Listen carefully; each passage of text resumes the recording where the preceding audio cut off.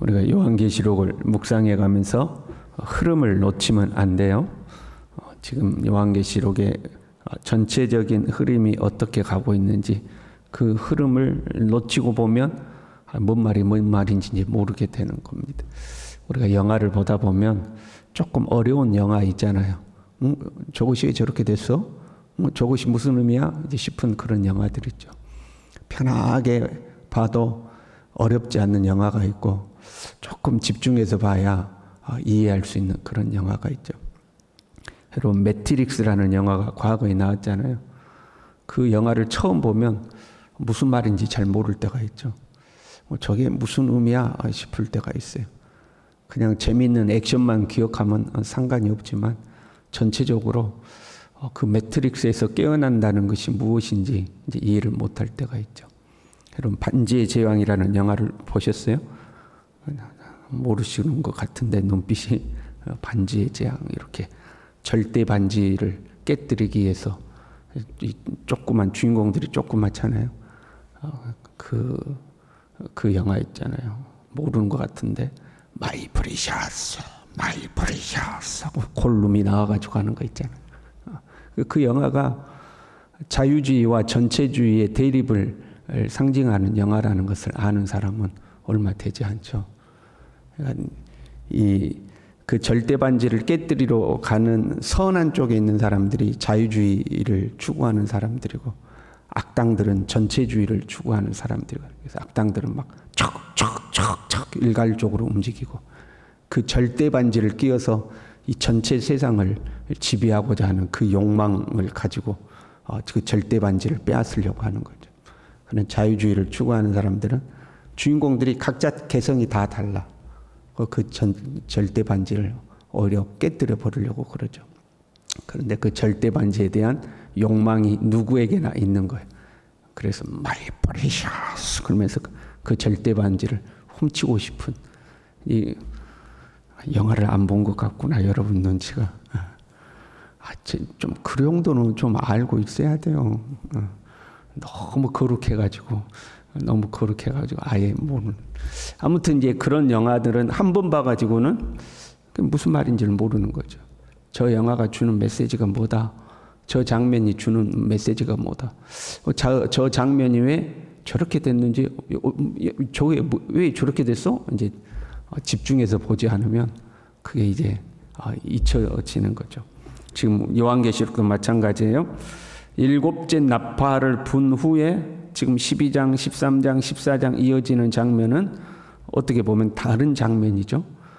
이 지상의 교회가 왜 핍박을 받고 하나님의 심판이 왜 이루어질 수밖에 없는가를 영적인 근원적인 이유를 설명하는 부분이에요. 일곱째 나팔을 불고 이제 일곱 대접을 쏟아 부어야 되는데 그 안에 장면이 바뀌어서 마치 과거를 회상하듯 하는 듯한 그 장면으로서의 지금 스토리죠. 영적인 전쟁이 있었죠.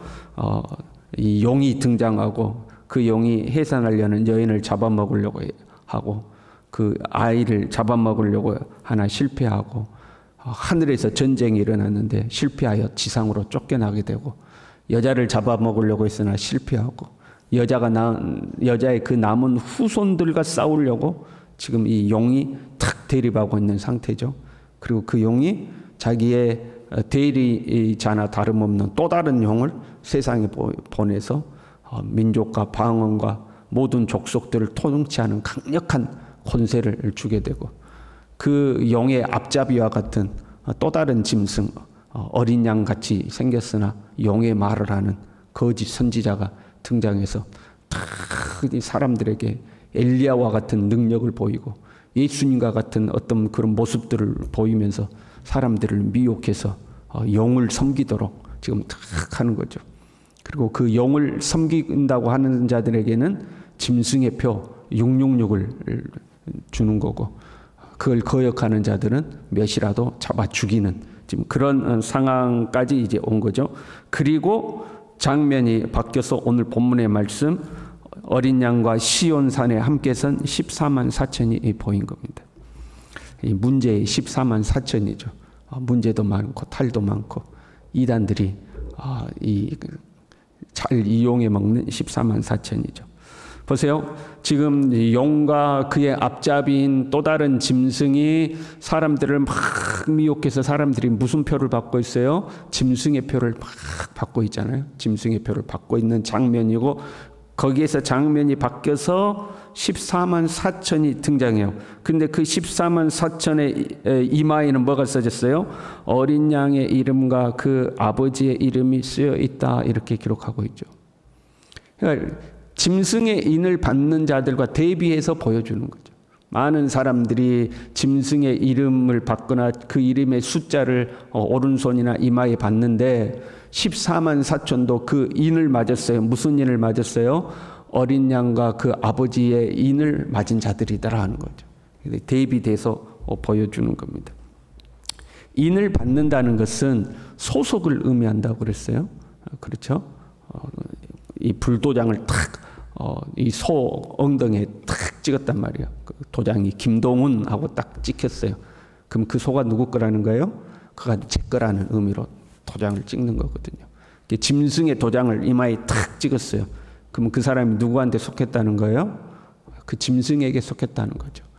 어린 양이신 예수님의 이름을 우리 이마에 탁 새겼어요. 그럼 우리가 누구에게 속한 거예요? 예수님께 속했다. 이제 그런 의미가 되는 거예요. 보세요. 우리가 세례를 받잖아요. 세례 받는 것이 중요해요? 세례 받기 전에 예수 그리스도를 나의 구주로 고백하는 게 중요해요? 여러분, 예수 그리스도를 구주로 고백하지 않았어요. 이 사람이 진짜로 예수님을 구주로 영접하지 않았어요. 그런데 군대에서 초코파이 하나 얻어먹으려고 세례를 받았어요. 그럼 그 세례가 의미가 있어요, 없어요? 아무 의미가 없는 겁니다. 그렇잖아요? 중요한 것은 예수 그리스도를 나의 구주로 영접하고 고백한 거죠. 그래서 너는 진짜 예수 믿는 사람이 맞다라는 의미로 세례를 주는 거죠. 그렇잖아요. 세례라는 행위보다 더 중요한 것은 세례를 받을 수 있는 진정한 신앙을 갖는 것이 중요한 거죠. 짐승의 표딱지 하나 이거 받는 거, 그게 중요한 게 아니라 그 짐승의 표를 받을 수밖에 없게 그 짐승의 통치 체제나 그 짐승의 가르침이나 그 짐승이 요구하는 우상을 섬기는 것에 내가 동의하고 동참하는 거, 그게 문제인 거죠.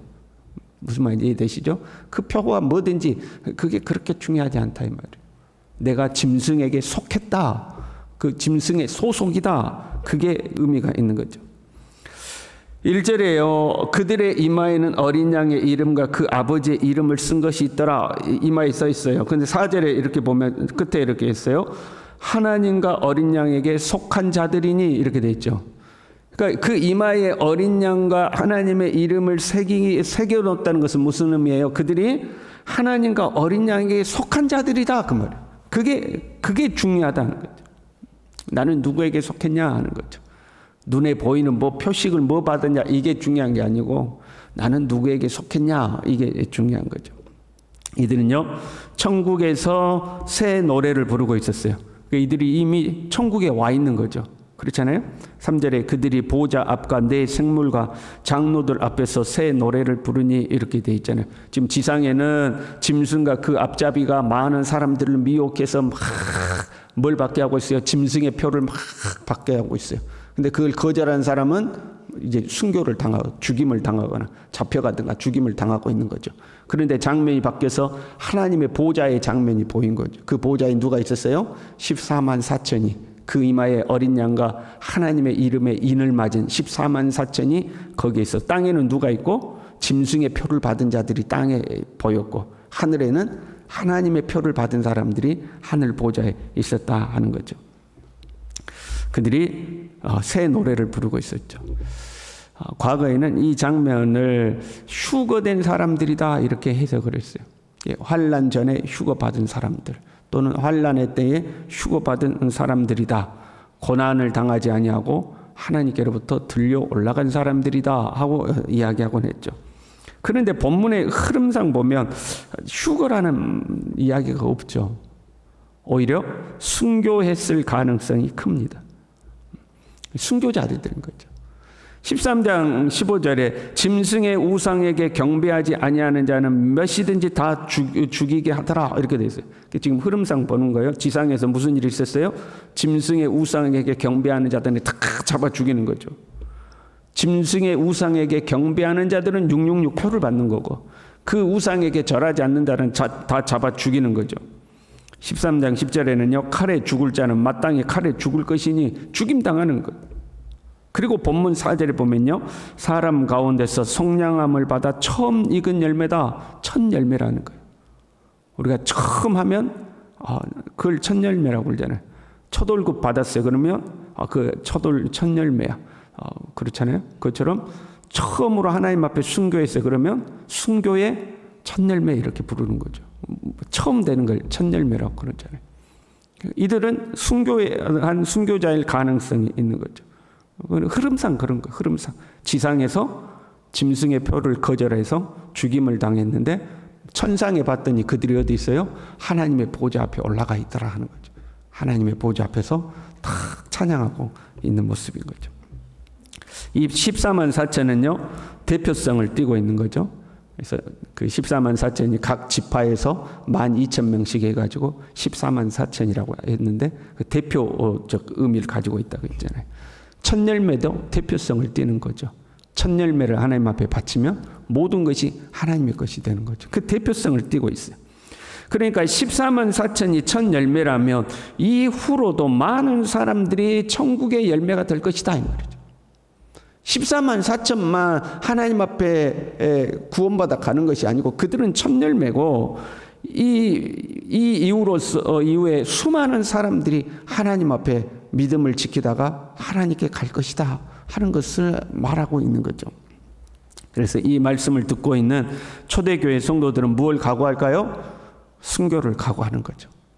죽을지언정 믿음을 저버리지 않겠다. 왜? 죽음으로 끝나는 것이 아니고 저 14만 4천이 보이는 저 하늘이 기다리고 있다. 나도 죽음으로써 믿음을 지키면 저 하나님 보좌 앞에서 함께 찬양하게 될 것이다. 그 믿음으로 죽음이라는 두려움을 극복해내게 되는 거죠. 그래서 이 말씀을 듣는 자들은 죽음을 각오하고 믿음을 지키겠다는 결단을 하게 되는 거죠. 이 14만 4천의 특징이 기록되어 있어요. 여자와 더불어 더럽히지 아니하고 순결한 자라. 이 여자는 아직 등장하지 않았죠. 17장에 등장하죠. 음녀를 말하는 거죠. 세속을 상징하고 있어요. 그러니까 이들은 세속에 물들지 않았다 하는 거죠. 어린 양이 어디로 인도하든지 따라가는 자다. 여러분 어린 양 대신 예수님께서 어디로 인도해요? 근데 그 어디가 항상 좋은 곳만 아니죠. 지금 초대교회 성도들은 주님 따라가다가 어디에 도달해요? 죽음의 자리에 도달하는 거죠. 핍박과 박해를 받다가 결국에 죽음에 이르게 되는 그 주님 따라가다가 죽는 자리예요. 그러나 그 죽음이 실패가 아니라 죽음으로써 승리하는 거죠.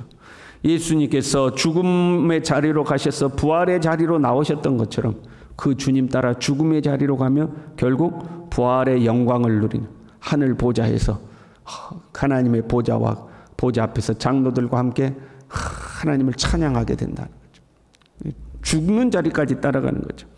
그들은 땅에서 속량함을 받았다고 그랬어요. 속량함은 예수 그리스도의 구속의 은혜로 이 죄의 종에서부터 풀려나는 것을 말하는 거죠. 그러니까 예수 그리스도의 구속의 은총을 붙든 자들이었어요. 나의 행위로 말미암지 아니하고 다른 방법도 없어요. 지금 짐승이 나와가지고 다 막 다르게 구원받을 수 있는 것처럼 미혹하고 우상 섬기도록 하는 거 아니에요. 그런데 오직 예수 그리스도 구속의 은총을 의지하는 자들이었죠. 그리고 그 입에 거짓말이 없고 흠이 없는 자들이라. 구속의 은총, 믿음으로 구원받는다고 해서 삶이 엉터리가 되지 아니하고 구속의 은총 위에 거룩한 자로 섰다 하는 거죠. 거룩한 백성으로서 거짓이 없고 흠이 없이 하나님 앞에 살아가는 자들이었죠. 이들이 14만 4천으로서 하나님의 보좌 앞에서 하나님을 찬양하고 있었다 하는 거죠. 이 말씀은 이미 14만 4천 다 찼다. 너희는 자격 없다. 그런 말씀 아니죠. 우리에게 주시는 말씀이죠. 이 말씀을 듣는 모든 자들에게 너희도 14만 4천과 같은 자들이 되어야 된다 하고 말씀하시는 거잖아요. 14만 4천 든다고 이단들 쫓아다니고 이단들 가르치고 엉뚱한 짓 할 게 아니에요. 14만 4천이란 선착순이 있는 거 아니죠. 선착순으로 14만 4천 또는 TO가 있어가지고 야야 이미 14만 4천 찼다 나머지는 안 된다. 그런 게 아니다 이 말이죠. 그렇죠? 첫 열매잖아요. 이후로도 수없이 많은 자들이 이 구원의 반열에 동참하게 되는 거죠. 우리가 그런 자가 돼야 되는 거죠. 어떻게 해요? 여자와 더불어 더럽히지 않아야 된다. 새 속에 물들지 않아야 한다. 어린 양이 어디로 이끌든지 순종하여 가야 한다. 오직 예수 그리스도 구속의 은총을 붙들고 살아야 된다. 하나님의 백성처럼 거룩하게 살아야 된다는 거죠. 그 중에 제일 중요한 거 하나를 뽑으라고 한다면 어디로 이끌든지 순종하여 사는 삶이죠. 예수님이 어디로 이끌든지 순종한다면 우리는 여자와 더불어 더럽히지 않을 겁니다. 오직 예수 그리스도 의지하고 살 겁니다. 그 입에 거짓이 없고 흠없는 삶을 살아갈 겁니다.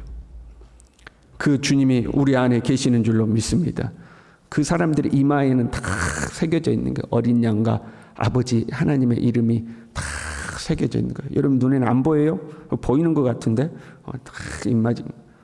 인을 찍는 것은 영적인 행위인 거죠. 다 인이 되어 있는 거죠.